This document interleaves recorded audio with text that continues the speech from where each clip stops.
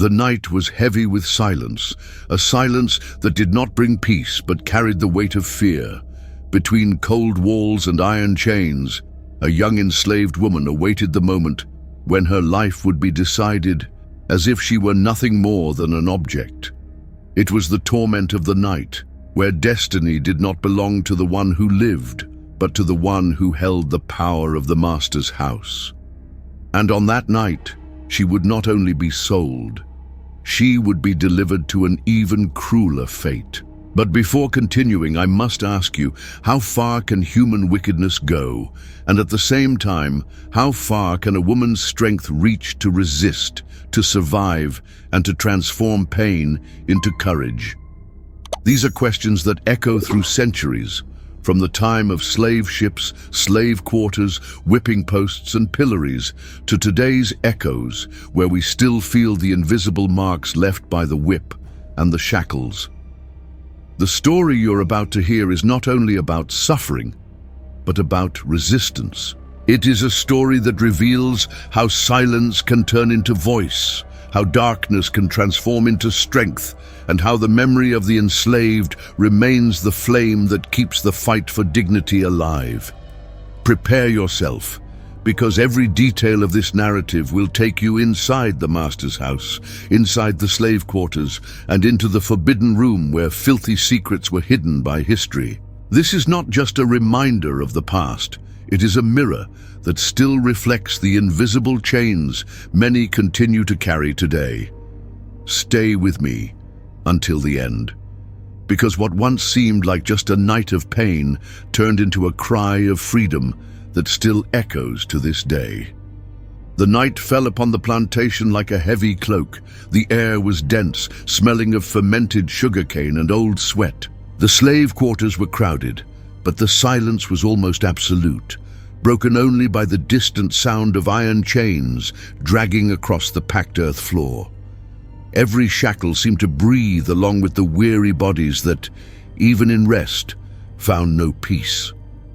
The torment of the night was not made only of lashes or whips, but of an anguish that settled deep within the enslaved, as if it were part of them.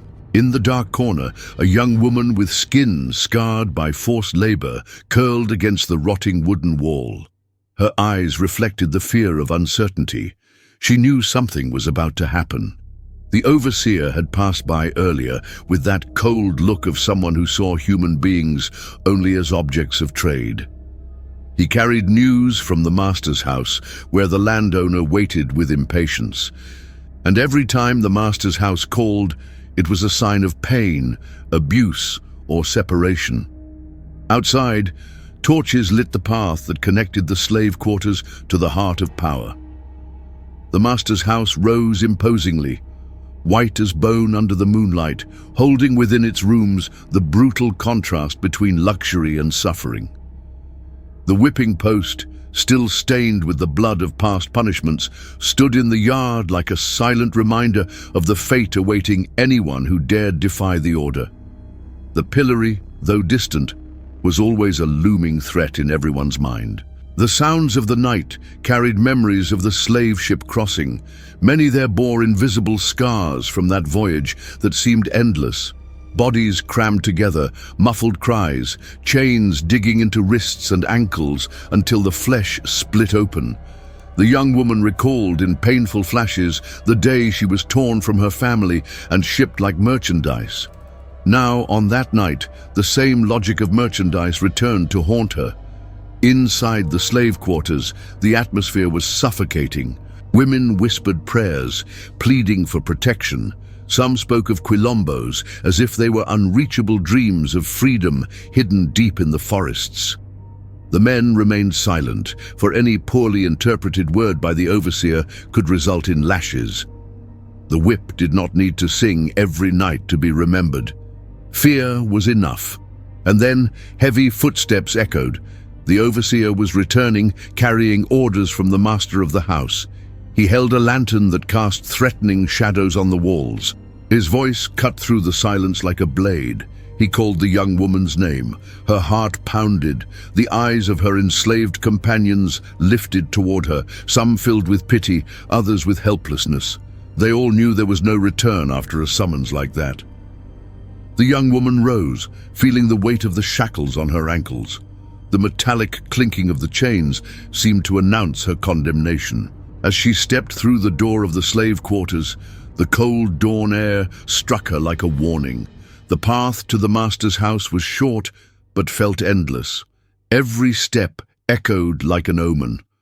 Ahead, the overseer's lantern lit the corridor that led not only to the master's house, but to the forbidden room, the place where filthy secrets were hidden and where so many lives had been marked by silence. She did not cry. Tears had become a luxury she could no longer afford. She walked with her head bowed, but inside her something began to stir, like a faint flame that insists on surviving even when surrounded by darkness. And though she could not explain it, that night would be different. The overseer opened the heavy iron gate that separated the slave quarters from the illuminated area of the plantation. On the other side, the distant sound of laughter from the master's house clashed with the silence of pain. It was as if two parallel worlds coexisted, a banquet of luxury and wine, and the misery of chained bodies. The young woman took a deep breath. Her steps carried her toward a destiny that would be sealed by the price of her life. And in that instant, between the slave quarters and the master's house, she understood. This was not just another night. It was the night she would be sold. And more than that, the night her struggle for her very soul would begin. The main hall of the master's house was lit by silver candelabras. The glow of the flames danced across walls adorned with family portraits, creating an atmosphere of ostentation that hid the cruelty about to unfold. The landowner sat in a tall chair, almost like a throne, and beside him two finely dressed men spoke in low voices. They were buyers. To them, lives were nothing more than numbers in a transaction. The overseer entered with the young woman, shoving her forward as if she were an object. Her bare feet touched the cold floor, and the difference between the packed earth of the slave quarters and the marble of the master's house made the contrast even more cruel.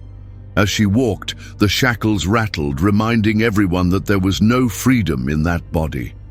The torment of the night was beginning now, not only in her flesh, but in the price that would be imposed upon her existence. The landowner, with a calculating gaze, began the conversation.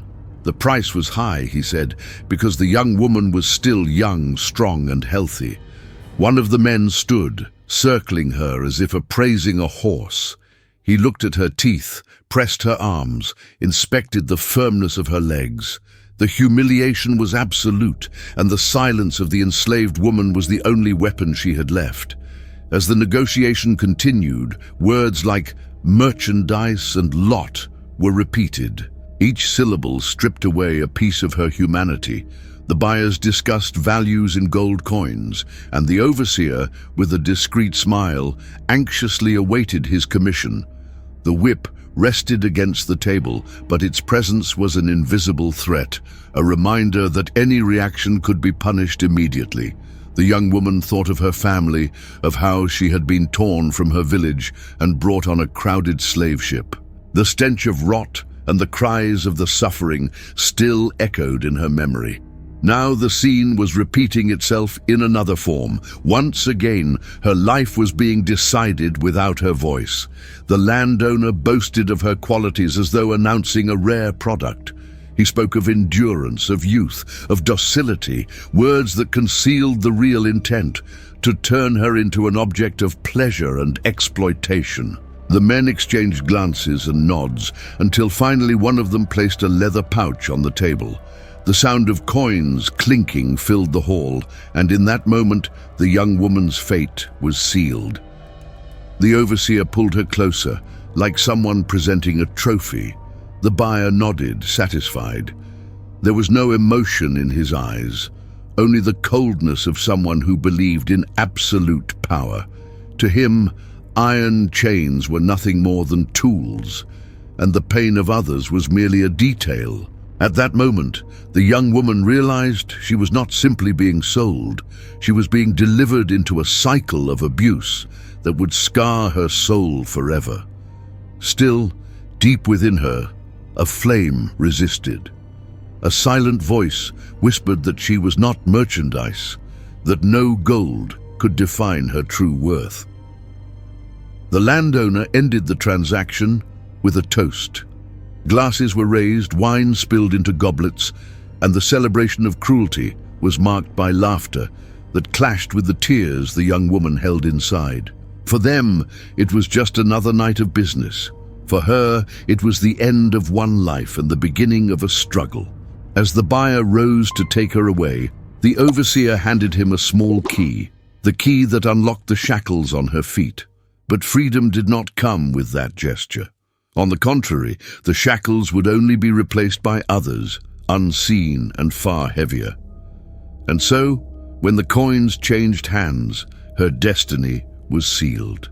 The first night under the new master's domain would not be marked by rest or hope, but by the unbearable weight of a darkness that seemed endless.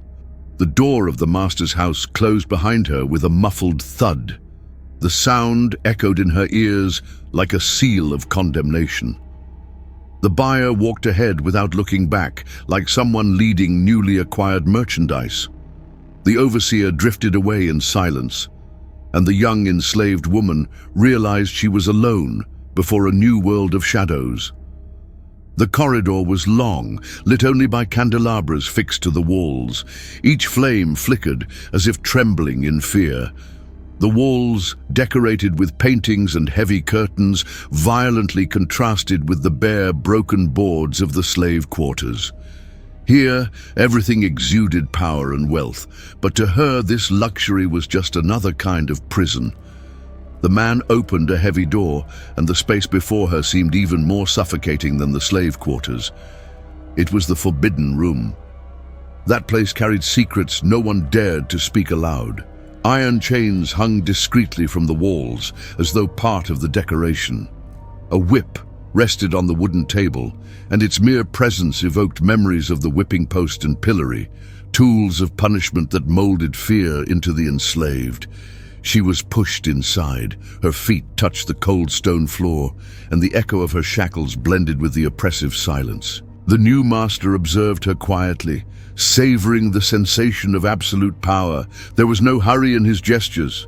His pleasure lay in prolonging the humiliation, in stretching the torment of the night until her resistance was crushed. The young woman's heart pounded.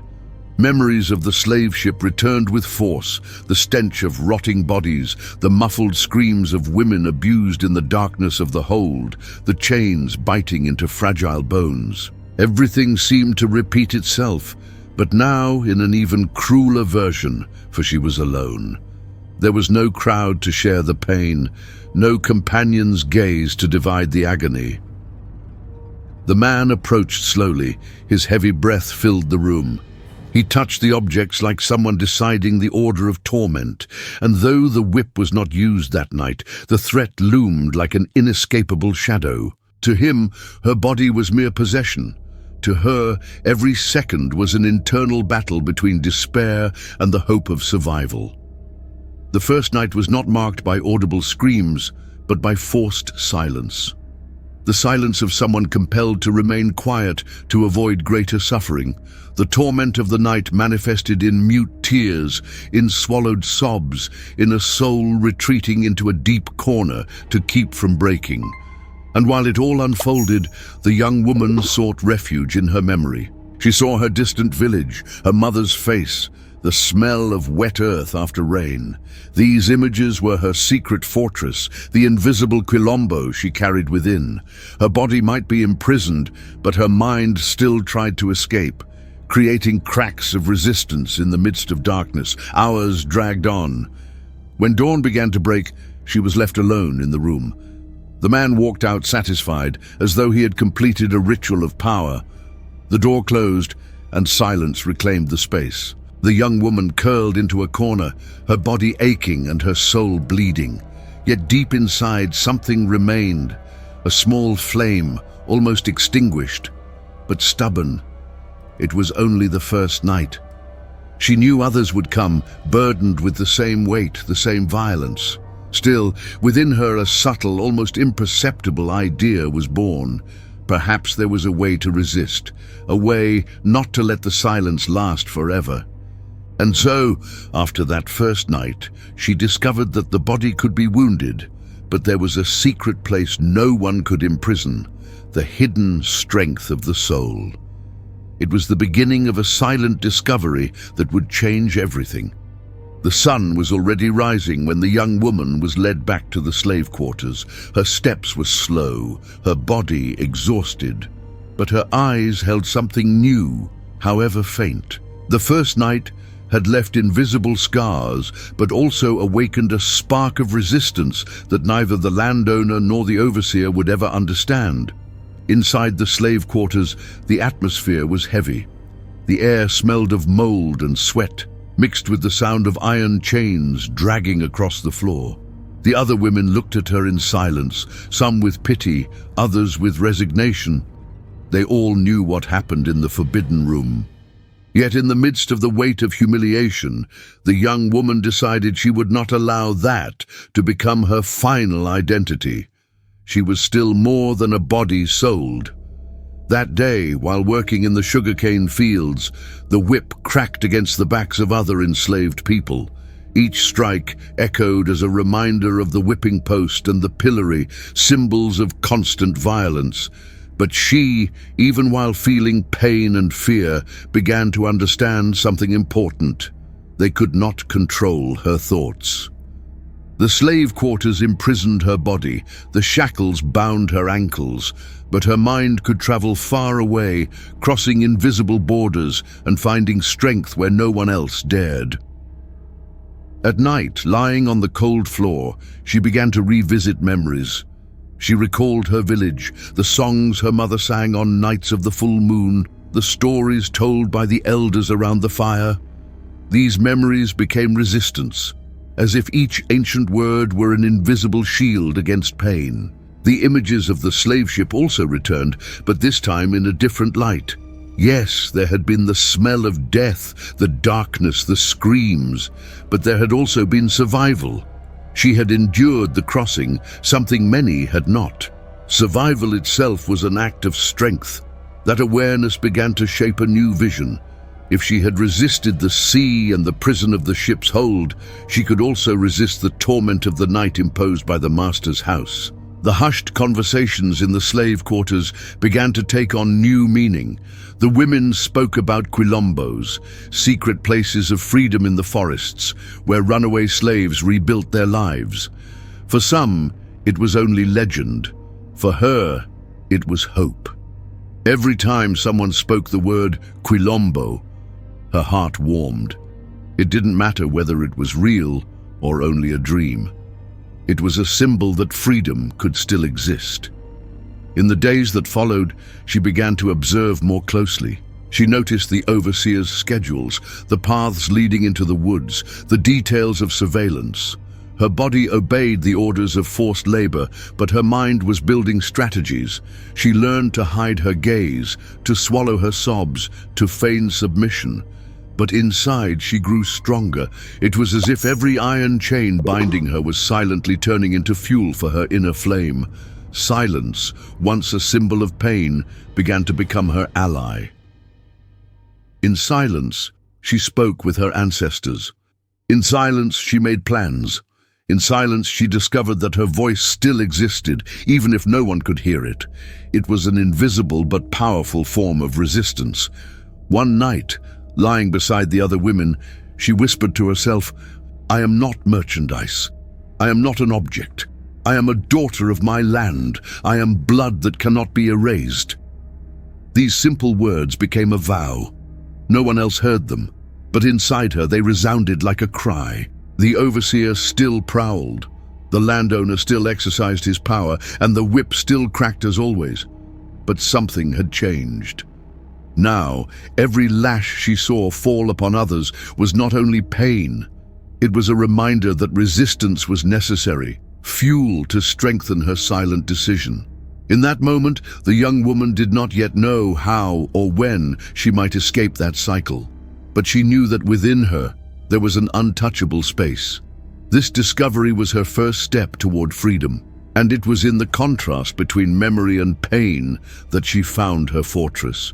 Remembering who she had been before the slave quarters became her secret weapon against the torment of the night. But the deeper she sank into her memories, the more it hurt to realize how much she had lost. In the darkness of the slave quarters, the silence felt heavier than the iron chains themselves. Lying on the damp ground, the young woman closed her eyes and let the memories wash over her like waves. Each memory was at once a comfort and an open wound, present pain intertwined with the past like roots that could not be torn out. She saw the village where she was born, her mother's smile as she sang ancient songs under the moonlight, her father's steps leading dances that celebrated life and freedom. These images lit up her mind, but were quickly crushed by the reality of the whip that so often cracked across her companions' backs, by the echo of the whipping post still stained with blood in the plantation yard. The contrast was unbearable. On one side, the purity of memory, on the other, the brutality of the slave quarters. The voices of the elders still resonated within her, teaching stories and wisdom that kept her people's identity alive. Yet each time those voices surfaced, they were accompanied by the memories of the slave ship, where screams, moans, and cries had replaced the ancestral songs. The overseer and the landowner had tried to erase everything, but memory resisted like a scar that never heals. While working in the cane fields, as the sun beat down mercilessly, her mind returned to those images. The whip cracked, the shackles clinked, and each blow seemed to tear away not only her flesh, but also the fragments of the life she had once known. Still, she clung to those memories as if they were embers hidden beneath ashes, small, but capable of reigniting a greater fire. At night, the torment of the night was not limited to the fear of the forbidden room. It was also the torture of the mind, which insisted on showing her everything she had lost, siblings separated, friends gone, her homeland turned into absence.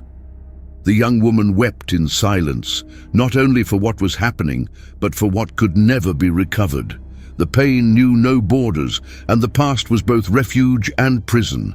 The other women also carried similar memories. Many spoke softly about children torn from their arms, about husbands sold to other plantations, about the scars from the pillory and the whipping post. Each story was a mirror of collective pain. And in that silent sharing, the young woman realized she was not alone. Memory was an invisible chain that bound all the enslaved, not to imprison, but to remind them that dignity still lived within. The overseer passed constantly, with watchful eyes and hands always close to the whip. His gaze of surveillance tried to crush any flicker of humanity. But paradoxically, the harsher the repression, the stronger the memories of freedom became. The memory of a child's laughter, the smell of food prepared with care, the dance around the fire. All of this turned into resistance. On some nights, when silence seemed absolute, the young woman murmured songs she had learned as a child. Her voice was low, almost inaudible, but each syllable carried the strength of memory. Other women listened and drew closer, forming a discreet chorus. In that moment, the slave quarters ceased to be just a prison and became a space of invisible resistance, where memory was a weapon against pain. But there were also moments when memory was unbearable. The contrast between what she had lost and what she endured crushed her, and in those moments the torment of the night was crueler than any lash. It was as if her mind were punished with invisible whips. At such times tears streamed down, and she felt hope falter. Still, even when pain seemed to suffocate her, she remembered the whispers about quilombos. Those secret refugees were proof that not everyone had surrendered. And even if she did not know whether she would ever reach one, the mere idea that they existed gave her strength to endure one more day, one more night, one more silence. Memory was therefore ambiguous. It brought pain, but it also kept the flame of resistance alive. It was a heavy burden, but also the one thing the overseer and the landowner could never strip away.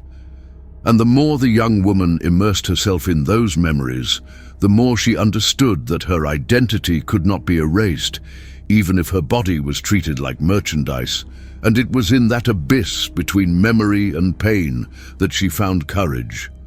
If she could no longer silence the past burning inside her, perhaps it was also time not to silence her voice before oppression. The silence that suffocated her was about to break. Time in the slave quarters seemed endless. Nights and days blurred together in iron chains, the crack of the whip and the constant shadow of the overseer. But inside the young woman, something had changed. The memories that had once brought only pain were now turning into fuel. The silent flame that had been born in her soul was beginning to grow, and with it came the courage not to accept the imposed silence. One morning, the sun had barely risen when the enslaved were taken to the fields to cut cane. The heat was suffocating, and the overseer, whip in hand, prowled like a hungry beast. At every pause, his harsh voice cut the air. "Faster! Stronger!" It was the torment of the night stretching into the day, without rest, without compassion. The young woman worked in silence, but her eyes no longer lowered as much. In a moment of exhaustion, the overseer approached and, enraged, shouted at her. He ordered her to kneel. He demanded obedience without hesitation. That was when something unexpected happened. She did not move. She stood still, her gaze firm, as if saying no without a single word. The overseer would not tolerate such a gesture. The whip came down on her back with fury, tearing her skin. The crack echoed across the cane field, and the other enslaved froze for a moment, as if the world had stopped. But even as she fell, her body throbbing with pain, the young woman did not cry. Her silence was no longer submission, it was resistance. Dragged back to the whipping post, she was tied up in front of everyone. The landowner watched from a distance, satisfied with the spectacle of punishment. The young woman received blows before her companions, but instead of extinguishing her, her courage ignited their eyes. Each lash was a message. "You can wound my body, but you will not silence my soul." That night, once again thrown into the slave quarters, she could barely move. The torment of the night had been crueler than ever. But the other women came close, tending to her wounds, and in their eyes there was respect. The young woman's act of resistance had broken something greater than silence. It had broken the belief that no one could defy. Days later, the overseer was still watchful, but he no longer looked at her the same way. There was hatred in his eyes, but also fear. He knew her courage could spread like a spark in a dry field. And indeed, the other enslaved began to whisper more, to dream more, to speak of quilombos with greater hope. The young woman understood that her act carried consequences. She had suffered punishments, but she had gained something greater, respect and inspiration. For the first time, her voice, though silent, had become a cry inside the slave quarters. The silence was broken, and when one voice rises, even in silence, it opens the way for something greater. If that flame could no longer be extinguished, there remained only the next step, the pursuit of escape, of freedom that seemed distant but was drawing nearer. Night fell upon the plantation like a heavy veil of darkness. The silence of the slave quarters seemed ordinary, but inside her chest a heartbeat with accelerated rhythm. The young woman, marked by fresh wounds, had made her decision. She would not spend another night under the invisible chains of the forbidden room. Escape would be risky, but staying meant certain slow death. For days, she had watched the overseer's movements. She knew the hour he patrolled, recognized the sound of his heavy boots crushing the dirt. She had also learned that after midnight, vigilance grew weaker, for the overseer gave in to wine and heavy sleep. It was in that interval that her chance would come. That night, lying on the hard floor, she pretended to sleep. The sound of the other's shackles echoed faintly, but within her the chains were already beginning to break. She waited until she heard the distant snore of the overseer. Then, with slow and careful movements, she rose. Her heart felt ready to burst, but her bare feet were silent as shadows. She pushed the small side door of the slave quarters, weakened by time. The wood creaked, and for a moment she froze, caught between fear and courage. But there was no turning back. She slipped outside, breathing the night air as if it were her first breath of freedom. The path to the forest was short but full of risks. Torches lit parts of the plantation, casting distorted shadows on the whipping post and the pillory. These symbols of pain were now reminders too. If she were caught, there she would be punished to death. Moving along the side of the cane fields, she advanced quickly, trying to merge with the darkness. Every rustling leaf seemed to betray her presence. Every snapping twig was a warning that the chase could begin at any moment. The distant bark of a dog made her heart freeze. Overseers used dogs to track fugitives. She had to move faster. The forest was drawing near, offering thicker shadows. But before she could reach it, a voice cut through the silence. "Stop right there!" The shout came from one of the guards still patrolling the property. Immediately the alarm was raised and the quiet of the night shattered into cries and hurried footsteps. The young woman ran with all her strength. Her feet were cut by stones and branches, but the pain did not stop her. Behind her, the overseer had already awakened and was ordering her capture. The whip in his hands cracked like a promise of an even greater torment if she were caught. But for the first time, she was not running only to survive. She was running to live. The shouts of the pursuers grew closer. Lanterns sliced through the darkness, dogs barked, and the sound of imaginary shackles still followed her. Yet each step toward the forest was like breaking another invisible link.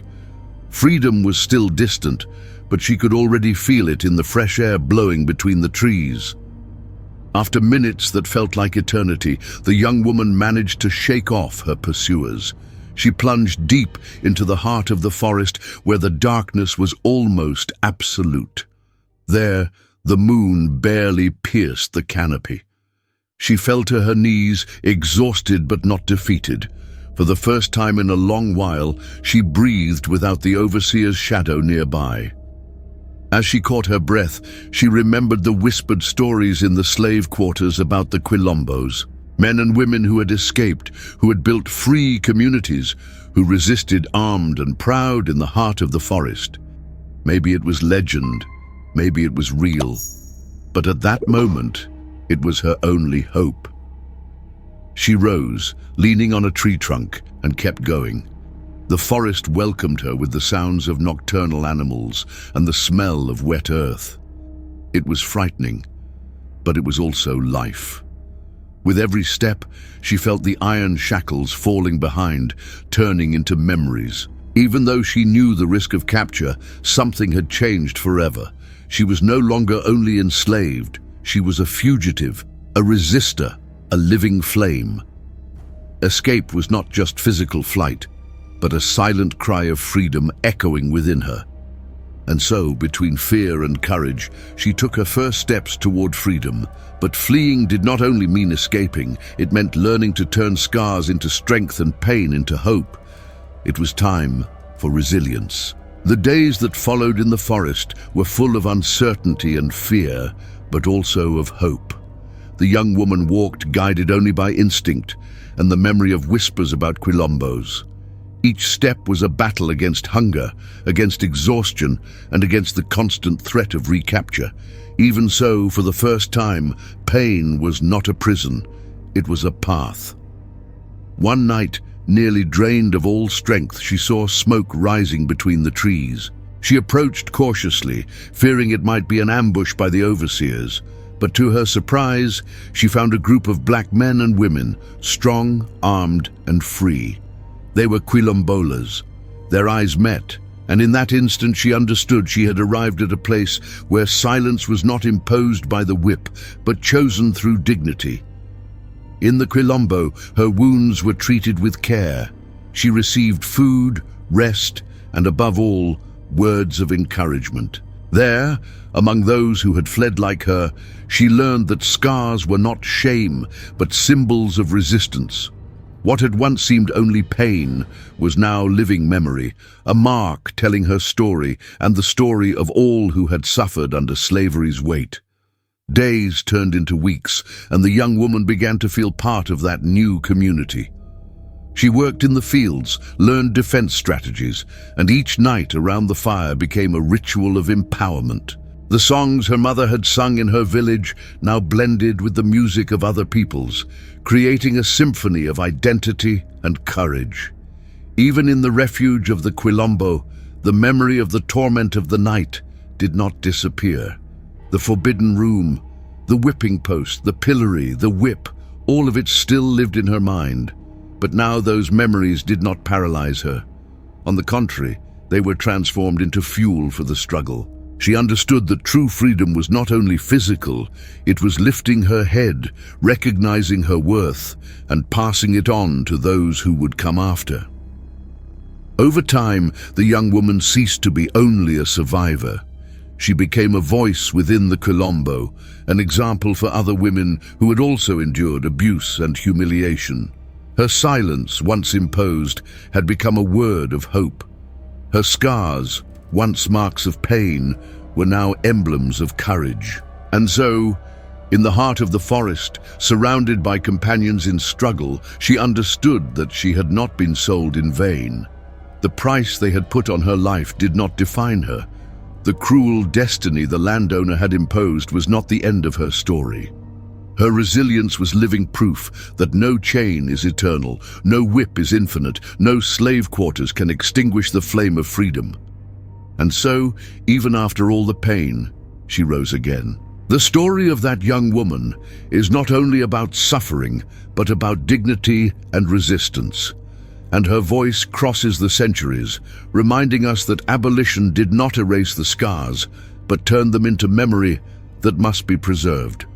Her story does not end with her escape or her refuge in the Quilombo. Her life, marked by pain and courage, became a symbol of a greater truth. Slavery tried to erase identities, but it never silenced the voice of resistance. Each torment of the night, each whip, each shackle left scars, but also generated strength.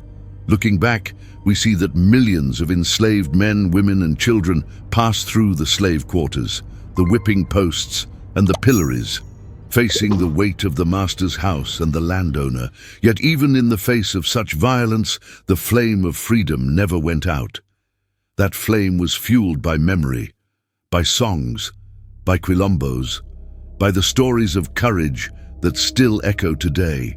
The young woman's resilience is a reminder that dignity cannot be bought or sold. She teaches us that even when the body is wounded, the soul can remain free, and that no matter how cruel the chains, there will always be an invisible link ready to break. Today, in hearing this story, we are not only revisiting the past, we are being called to reflect on the invisible chains that still persist: prejudice, structural racism, inequality. The young woman's struggle does not belong only to her, it belongs to all of us, as memory and as mission. If this story touched you, subscribe to the channel, share this video, and keep the voice of resistance alive. Because remembering is not only honoring the past, it is transforming the present and opening the way to a more just and free future.